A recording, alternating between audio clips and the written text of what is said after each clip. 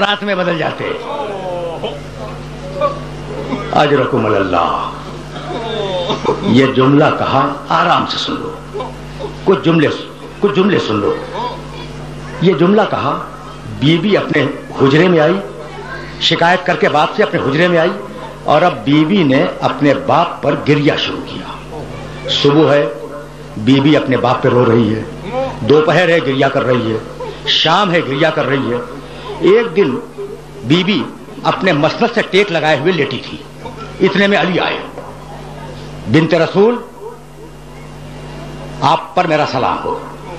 اور بنت رسول سننا بھائی, مدینے والوں نے آپ کو سلام کہا ہے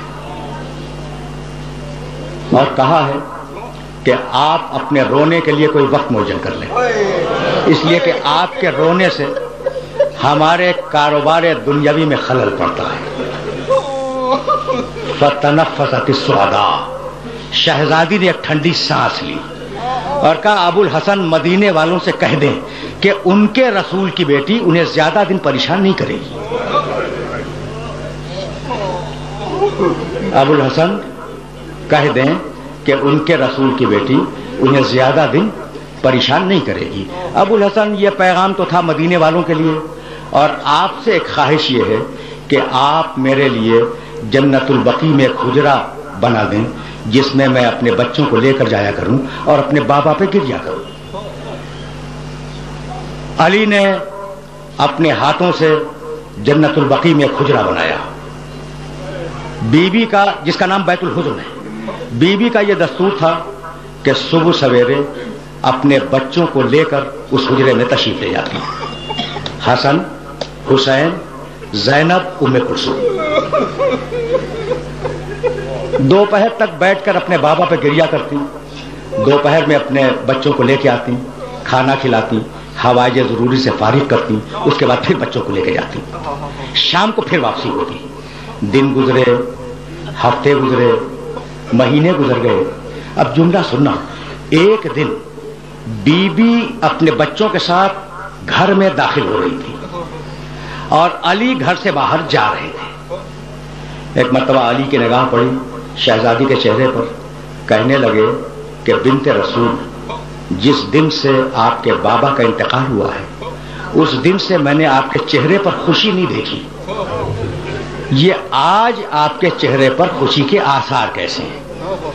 بیوی نے ٹھنڈی سانس لی اور کہا ابو الحسن کیا پوچھتے ہو, روتے روتے مجھے نیند آ گئی تھی. میرا بابا میرے خواب میں آیا, اس نے مجھے اپنے سینے سے لگایا, میرے سر پہ ہاتھ پھیرا اور کہا کہ بیٹی تیری مصیبتوں کے دن اب ختم ہو گئے. تو ابو الحسن, یہ جو تم چہرے پہ خوشی دیکھ رہے ہو یہ میرے بابا سے ملنے کی خوشی ہے. آرام آرام سے کچھ جملے سن لو.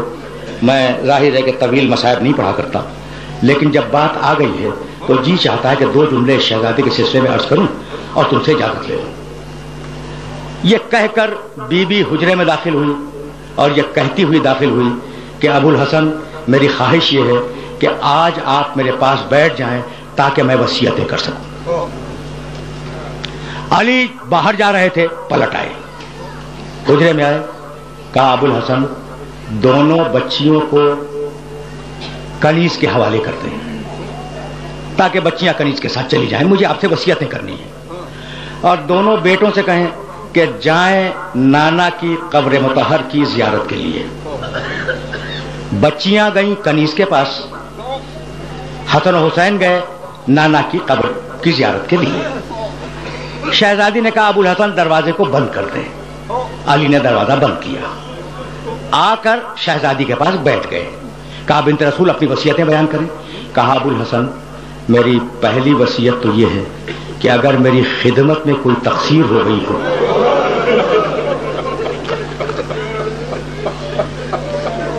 اجرکم اللہ. دیکھو تم نے گریہ کیا اور میری مجلس تمام ہو گئی. ابو الحسن اگر میری خدمت میں کوئی تقصیر ہو گئی ہو تو آپ قیامت کے دن کوئی مواخذہ نہ کیجیے گا, یہی معاف کر دیں. کہا نہیں بیوی, تم سے آج تک کوئی تقصیر نہیں ہوئی.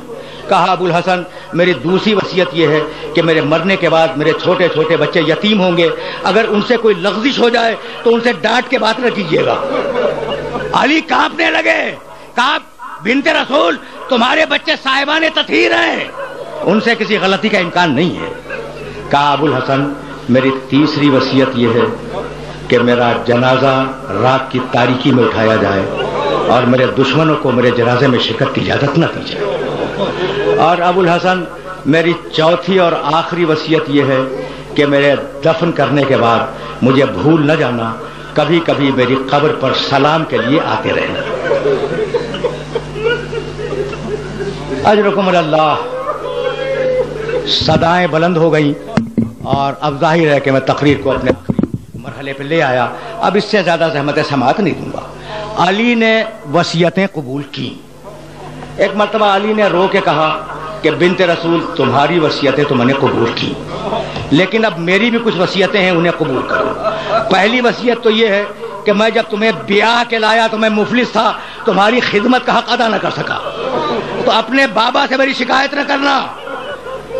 میری دوسری وصیت یہ کہ اپنے بابا کو میرا سلام پہنچا دینا اور انہیں بتلا دینا کہ ان کی امت نے میرے ساتھ کیا کیا۔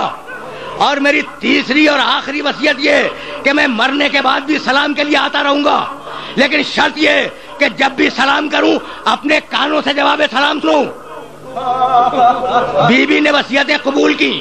علی و فاطمہ، راوی بیان کرتا ہے، علی و فاطمہ بیٹھے ہوئے گریہ کر رہے تھے کہ اتنے میں زور زور سے دروازہ پیٹنے کی آواز آئی۔ بس آخری جملہ سننا اور مجھے اجازت دینا۔ شہزادی نے کہا ابو الحسن دیکھیں کہ یہ دروازے پہ کون آ گیا۔ علی نے پکار کے پوچھا دروازے کے باہر کون ہے؟ ایک مرتبہ روتے ہوئے بچوں نے آواز دی کہ بابا ہم آئے ہیں۔ ایک مرتبہ علی قریب گئے، دروازہ کھولا، دیکھا کہ حسن حسین دروازے پہ کھڑے ہیں اور رو رہے ہیں۔ کہا بیٹو میں نے تو تمہیں نانا کی قبر کی زیارت کے لیے بھیجا تھا، یہ تم اتنی جلدی کیسے آ گئے؟ تو دونوں بچوں نے رو کے کہا کہ بابا جب ہم نانا کی قبر پہ پہنچے تو ابراہیم خلیل اللہ کی آواز آئی کہ یا رسول اللہ فاطمہ زہرا کے یتیم آ رہے ہیں، تو بابا کیا ہماری اماں دنیا سے گزر گئی؟ اجرکم اللہ، اجرکم اللہ۔ آپ نے گریہ کیا، تقریر تمام ہو گئی۔ اب آخری جملہ عرض کر رہا ہوں۔ علی و فاطمہ نے وصیتیں کی اور اب علی باہر آئے، علی باہر آئے، مسجد میں بیٹھ گئے۔ شہزادی نے کنیز سے کہا یہ میری تقریر کا آخری جملہ ہے، تم نے گریہ کیا، مجلس تمام ہو گئی۔ اور تم جانتے ہو کہ میں طویل مصائب نہیں پڑھا کرتا، آج میں نے بہت مصائب پڑھ دیے، فقط آخری جملہ سنو اور مجھے اجازت دے دو۔ علی مسجد میں آ کے بیٹھ گئے۔ بی بی نے کنیز سے کہا کہ میں اب حجرے کو بند کر رہی ہوں، جب تک ذکر الہی کی آواز آتی رہے اس وقت تک سمجھنا کہ میں زندہ ہوں، اور جب ذکر الہی کی آواز بند ہو جائے تو جا کر علی کو اطلاع دے دینا۔ کنیز دروازے کے باہر بیٹھ گئی۔ ایک مرتبہ ذکر الہی کی آواز بند ہوئی، کنیز دوڑتی ہوئی مسجد میں آئی، ہمت نہیں ہے کہ علی سے کچھ کہہ سکے۔ ایک مرتبہ کنیز نے سر سے چادر کھینچی اور علی کے قدموں پہ ڈال دی اور کہا مولا انا للہ و انا الیہ راجعون، انا للہ و انا الیہ راجعون۔ فقط دو جملے، فقط دو جملے۔ اجرکم اللہ، اجرکم اللہ۔ تم نے گریہ کیا، مجلس اپنے آخری مرحلے میں داخل ہو گئی۔ علی آئے، غسل دیا، کفن پہنایا، جنازہ تیار کیا۔ یہ ہے میری تقریر کا آخری جملہ۔ جب جنازہ تیار ہو گیا تو ایک مرتبہ آواز دی یا حسن یا حسین یا زینب یا ام کلثوم حلموا الی زیارت امکم۔ تمہیں کچھ معلوم ہے کہ ان بچوں کی عمریں کیا تھیں؟ حسن 7 سال کے تھے، حسین 6 سال کے تھے، شہزادی زینب 4.5 سال کی تھی، شہزادی ام کلثوم 2.5 سال کی تھی۔ آواز دی جنازہ تیار کر کے کہ حسن اپنی ماں کا آخری دیدار کرو، حسین اپنی ماں کا آخری دیدار کرو، زینب ام کلثوم اپنی ماں کا آخری دیدار کرو۔ گھر کی کنیز بیان کرتی ہے کہ 2 بچے دوڑتے ہوئے ماں کے پاس آ گئے، حسن آئے، ام کلثوم آئی، اور 2 بچے دروازے پہ کھڑے رہے، حسین کھڑے رہے، شہزادی زینب کھڑی رہی۔ علی نے آواز دی بچوں تم بھی تو آؤ۔ حسین نے رو کے کہا کہ بابا ہم اس وقت تک نہیں آئیں گے جب تک اماں ویسے نہ بلائے جیسے مریم نے عیسیٰ کو بلایا تھا. بس یہ سننا تھا کہ فاطمہ زہرا کے بندے کفن ٹوٹ گئے. ایک ہاتھ نے حسین کو بلایا, ایک ہاتھ نے زینب کو بلایا. دونوں بچے آ کر ماں کے سینے سے لپٹ گئے. ایک مرتبہ جبریل نے آواز دی کہ یا علی بچوں کو ماں سے الگ کرو ورنہ کائنات میں زلزلہ آ جائے گا.